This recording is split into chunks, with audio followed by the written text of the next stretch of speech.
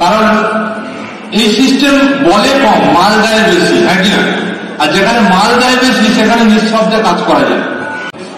বলছে গাভাস্কারের ছেলের এত কোয়ালিটি থাকা সত্ত্বেও তার ছেলের মধ্যে 1% স্থান পায় না। সচিন তেন্ডুলকরের এত কোয়ালিটি থাকতেও তার ছেলের কাছে 1% নেই। অমিতাভ বচ্চনের তার ছেলে 1% সেই গুণ নাকি পায়নি।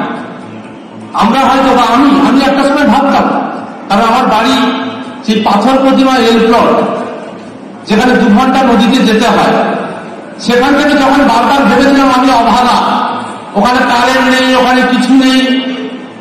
কারণ আমি একটা জিনিস বুঝেছি যে আইপিএস অফিসার, বড় বড় জজ, বড় বড় সাকসেসফুল মানুষ তারাই হয় যাদের মা 10টা বাড়িতে বাসন মাজে আর বাবা রিক্সা টানে।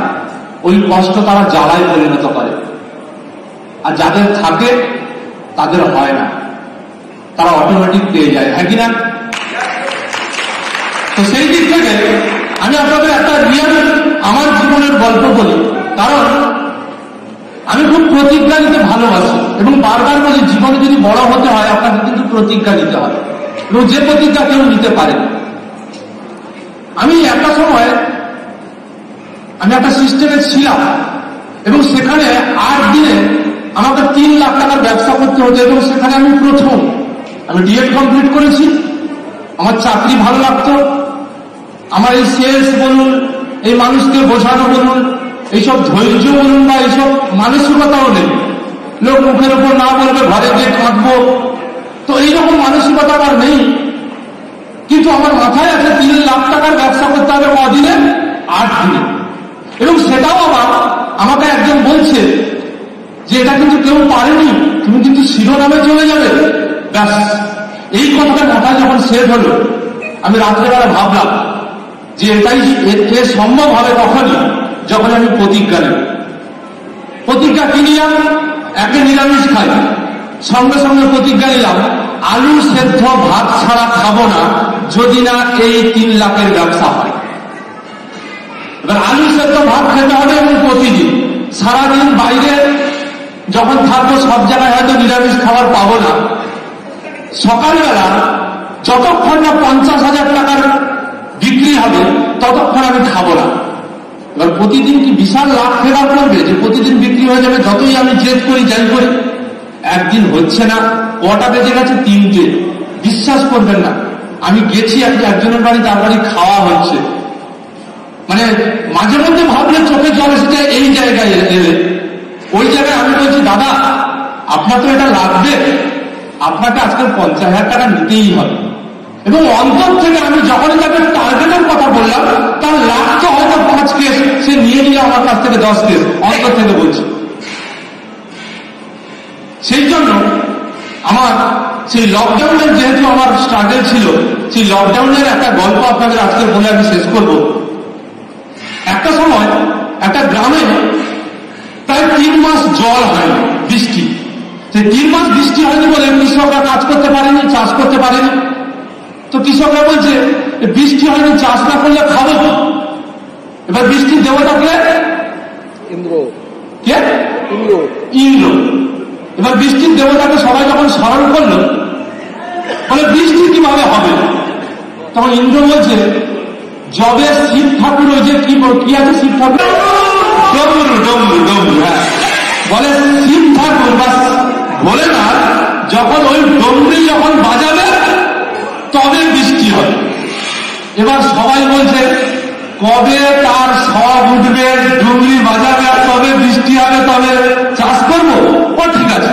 যেমন যখন লকডাউন করছিলাম আমরা কি করেছিলাম, কবে করোনা যাবে, কবে লকডাউন উঠবে, তবে তারপরে নাহলে কাজে যাব, তারপরে কাজ করবে। এরকম একটা মানসিকতা ছিল। সেই রকম সব কৃষকের মানসিকতা এইরকম হয়ে, কে তাস খেলছে, কেউ লুডু খেলছে, কেউ রিলস বানাচ্ছে, কেউ ফেসবুক ঘাঁটছে, এইরকম সবাই মত্ত হয়ে গেছে। এমন অবস্থায় প্রতিদিন সকালবেলা দিন যায়, আর একটা ছেলে যার নাম রাহুল, সে প্রতিদিন সকালবেলা লাঙল কাঁধে নিয়ে আর গরু নিয়ে চলছে। রাহুল আমরা সবাই তাস খেলছি, লুডো খেলছি, আর তুই লাঙল নিয়ে যাচ্ছিস। বলছে আমার বউ বলেছে আমাকে লাঙল না যদি আমি প্রতিদিন করি তাহলে চাষ আমি ভুলে যাব লাঙল চালানো, আর না হলে যদি লাঙল আমি তুলে রাখি তাহলে লাঙলের ফাল ভোতা হয়ে যাবে। বলে আচ্ছা ঠিক আছে, বউর কথা শুনে কেউ বড় লোক হয়নি, তুই যা পারিস কর। সে আবার কাজ করে আবার ফিরছে, তারপরে দিন আবার যাচ্ছে, আবার বলছে তুই কি প্রতিদিন যাবি, একদিন অন্তত খেয়াল করিস সঙ্গে। বলে না, আমি চাষ করা হয় ভুলে যাব লাঙল চালানো, নয় আমার ওই লাঙলের ভোতা হয়ে যাবে। তৃতীয় দিন যেদিন যায় সেদিন তাস খেলতে 3 জন বসছিল, একজনের শর্ট পড়েছে, একজন পুরো জড়িয়ে ধরেছে, বলছে তোকে আজকে আমরা যেতে দেবই না।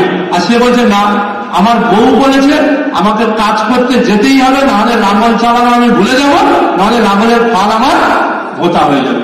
এবার এই যে যুদ্ধ চলতে চলতে এখন উপরে দুর্গা শুনতে পেয়েছে। বলে ওখানে যুদ্ধ কেন হচ্ছে?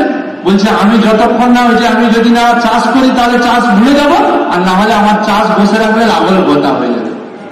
তখন দুর্গা বলছে অনেকদিন তো সেই ডুগডুগি বাজায়নি, আমার স্বামী তো অনেকদিন ডুগডুগি বাজায়নি, হয়তো ডুগডুগি বাজানো ভুলে গেছে, বা ডুগডুগি যদি বসে যায় আর না যদি বাজে তো দেখি তো একবার বলি। সঙ্গে সঙ্গে বলছে কই গো, তোমার ডুগডুগিটা তুমি নিয়ে আসো, দেখি তুমি ভুলে গেছো না তোমার মনে আছে, আর না হলে ডুগডুগি যদি আমার সাউন্ড বসে যায়। তো নিয়ে এসে যেই বাজান বাজিয়েছে সঙ্গে সঙ্গে মুষল ধারায় বৃষ্টি, ফসল কে আগে ফলাতে পারবে। আজকের অনেকে ভাবছে আরপি ভাঙছে না, আরপি 3000 পড়ছে। আরে বাবা 10 নম্বরে পড়ার সুযোগ আছে, 11, 12 কে ভাঙাতে আসবে তার ব্যাপার সে ভাববে। তুমি 10-এ চান্স পেয়েছো, তুমি 10-এর চাষটা করে যাও না বাবা, 11, 12 তোমাকে ঠিক পয়সা দিয়ে দেবে। যেটা আমার ঢুকেছিল আমার ইমিডিয়েট অ্যাটেন্ড তরুণ লস্কর এবং সঞ্জীব দাসের জন্য এবং রণদীপ স্যার এবং আব্দু ম্যানেজার আমার মাথায় ঢুকে দিয়েছিল এই আরপি। তাই আজকের কম সময়ে কারোর কথা শুনি। আপনারা কি ভাবছেন? আমাকেও লোকে পাগল বলেছে, কি করে হয় এই সব গণিত, যেটা আমাকে বলেছিল যে আমাদের সুব্রত বাবু বলল না যে কিছু প্ল্যান সাধারণ মানুষের মাথায় ঢোকে না। তো আমিও সাধারণ মানুষ ছিলাম যখন, তখন ঢোকেনি, অসাধারণ হওয়ার চেষ্টা করেছি তখনই ঢুকে গেছে। তো আপনারা যখনই ঢোকবেন তখনই দেখবেন 10, 11, 12, 13, 14 সব সরে যাবে, আর আমরা সবাই দেরাদুনে বাড়ি করে সবাই প্রোগ্রেটিভের দেরাদুনটাই কিনে নেবো, হ্যাঁ কিনা?